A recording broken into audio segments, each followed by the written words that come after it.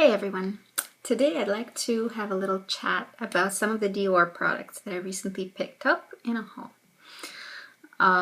Some of these are things that I've used before, some of these are new to me, and I'm going to mention what is what. So let's start with the foundation. I got this one, it's called Capture Totale Fond de Teint Serum Corrector 3D Wrinkles, Dark Spots, and Radiance. It's one of those really fashionable at the moment serum foundations that are supposed to have skincare benefits to them. I haven't really seen magical results from this guy, but I can attest to the fact that it is a very, very lovely foundation. Now, appreciate the bottle. It's matte glass with a paper label. It has silver hardware and a really lovely pump that is well controlled, so you can get out as much as you want or as little as you want with this one. This foundation is sort of sheer to medium coverage because it layers up very well. So it builds upon itself, and you can choose the amount of coverage that you want, and you will get from this guy. It's very blendable. It's kind of on a watery lotion side when it comes to texture, and it is very lightweight. Now, the huge benefit that this foundation has is the fact that it looks like skin. I only wear makeup that looks like skin unless it is an event where I need flawless, complete coverage with absolutely nothing showing through. Now, this is not what I'm wearing today, but I will show you a little swatch. It blends out beautifully. You need just very, very little. So this would cover probably half of my face, this amount. It is, the consistency you see is not super runny. It is lovely on touch, absolutely lovely. There is a swatch. I have it in 010. This is 30 mils standard size. It has SPF 25 and it's a physical SPF. And it blends into the skin absolutely flawlessly. You can see it has a lighter tint than my hand because my face is lighter than my hand, obviously. It has texture that resembles skin, so it doesn't leave extra texture on skin, which is great because that looks more realistic that way. So this Capture Totale is a win for me. I do like it. I don't know if it quite measures up to some of my favorites, like Guérin Mélangerie des Peaux. It wears well, wears off very nicely without patches. It's not extremely shiny, but it is targeted towards perhaps persons with drier skin, perhaps dehydrated skin, maybe somebody who needs a bit of moisture infusion, a bit of wrinkle control. That's, I think, the target audience for this foundation, and maybe on oily skin it might not work quite so well. I think it'll get shiny quite quickly.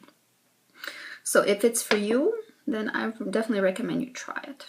Next, I got this Fix It Concealer Stick from Dior. Mine is the color 002.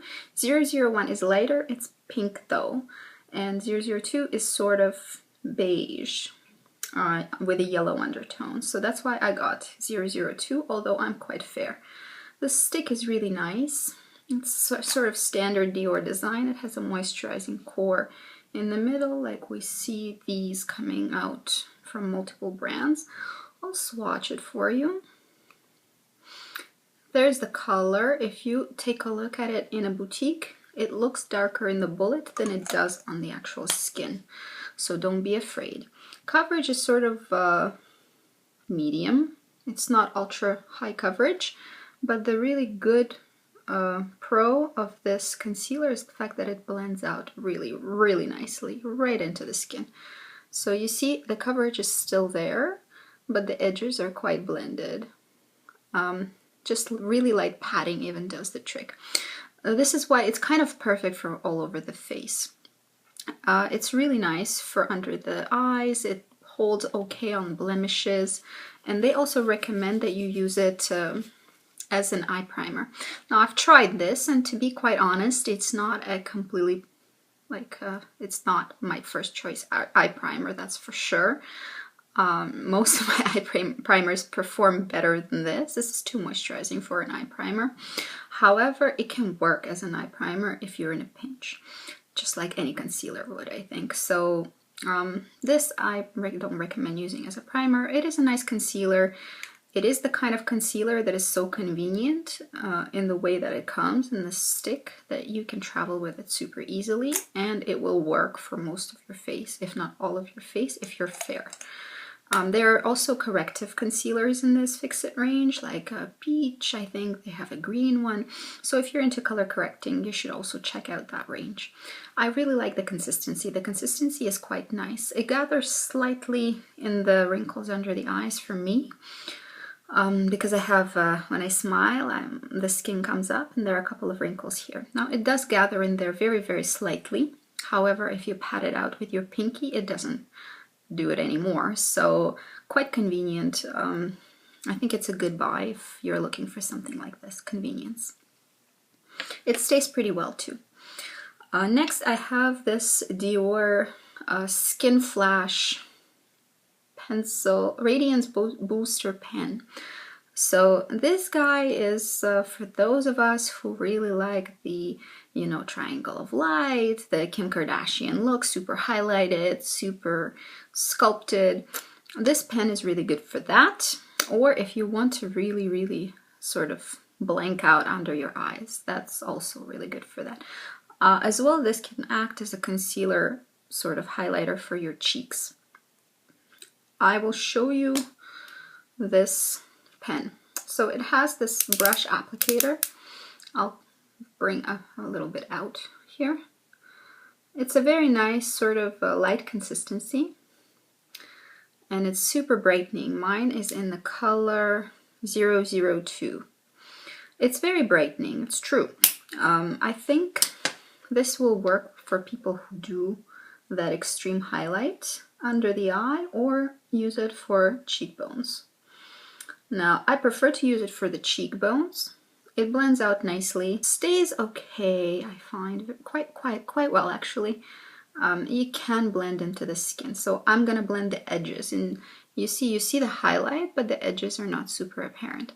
So yes, it's very usable, but it's a regret for me actually, because I don't do this extreme highlighting, this Instagram look. It's not my kind of look, not my kind of cup of tea. So for me, that was a regret, because it's just not something that I use normally, and it's not a look I enjoy. However, I do see the value of that for somebody who does like that look. Next, I have a little compact to share. This is the Rosy Glow Healthy Glow Awakening Blush 001 in Petale. Now this is Piglet Pink. Super, super, super bright. It's on me today.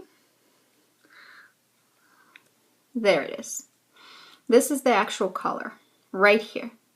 It is super, super bright. It's very, very pink. I'll apply a little bit because I'm being washed out slightly, and you can see what it does.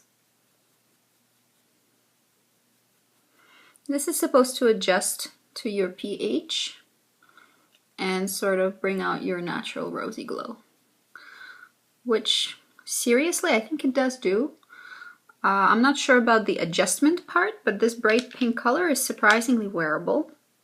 I was really surprised actually, because this is a really, really bright blush, but it does give you this like winter out of the house into the cold sort of rosy cheek. It's very, very pretty.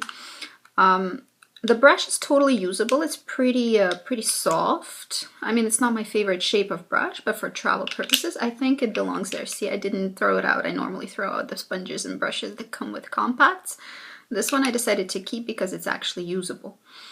You don't need a lot. A small amount will go a long way on somebody of my complexion. However, I can see this blush actually working on pretty much any complexion. I think it'll do very well on darker skins. If you apply with a heavier hand, you can get a really nice pinky cheek. Basically, it'll work for everybody, I think. I think it's a very good buy. very universal and very wearable, and I think very natural looking if you don't over apply. Of course, you need to use caution when applying very bright blushes, but this particular color actually looks very healthy. Next we have a brow pencil. This is a repurchase right here.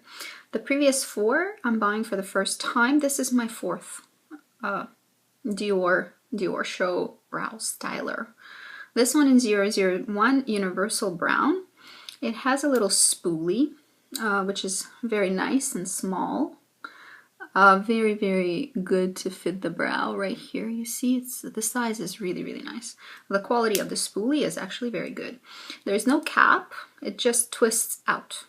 Now I'll show you the color. To me, this is very, very similar to the Anastasia. It's also a hard pencil, very fine point. You see how fine the point on this is. It's sort of waxy in consistency. It stays very well in the brows. All day wear. It does not smudge around, slip around, nothing. It stays there. And it's really a wearable shade. This Universal Dark Brown is kind of a taupey brown. Another product that I've repurchased multiple times is this. And this is Diorshow Maximizer 3D Backstage Props Triple Volume Plumping Lash Primer. This is my 3rd or 4th, maybe more, box of this. And I'm getting this lash primer because this is one of the few eyelash primers that I think actually work. I try a lot of different mascaras, and sometimes if I don't love the mascara immediately, I still don't want to just, you know, throw it out. So I will use this. I just recently finished one up, so this is my replacement. This makes your lashes look nice and juicy and fat without making them crunchy. You can use that with any mascara and it will look 10 times better. Also, I did notice that my lashes generally are more conditioned and are doing better when I'm using this primer. I've tried a Clinique primer. To me, that thickened the lashes, but it didn't do very much in terms of conditioning. And this Dior one, to me, it really does. I don't think for everybody it'll have the same effect, but my lashes feel better with it. And also I'm able to use up mascaras that I'm not super fond of or don't have a very sort of obvious effect, because this will make them look better. One of the repurchased products, not in this particular color, but in general, is this Dior gloss. This is the one I'm wearing today. There it is. It has a very small amount of tint to it. It's very reflective, and it's kind of conditioning to my lips. That's why I like Dior glosses. They do feel very nice. I would compare them to Guerin glosses, the Gloss d'Enfer. They're very, very similar. I would probably, if you just gave me 2 sort of unidentifiable tubes to apply, and apply one and then apply another, I wouldn't be able to tell you which one's which. So to me, the formulas are quite similar. If you like one, you'll probably like the other. If you like the Guerin, you probably like the Dior, and vice versa. So this guy is in color 216, Dior Addict Gloss in Beige Songe. Comfortable, nice gloss. I was looking for something semi-transparent basically, and I got this one just out of convenience because I was shopping there anyway already. So, you know, it's a nice color. It's nothing really special. I'll show you a swatch on my hand as well. Basically, it's this beigey, transparent, semi-transparent gloss. Very reflective, very nice texture, kind of conditioning. What does have something that is so unique is this guy. I love the Diorshow Lip Glow. To me, it's worth the money, first of all. This is my 3rd tube of it. And I actually don't have very much left.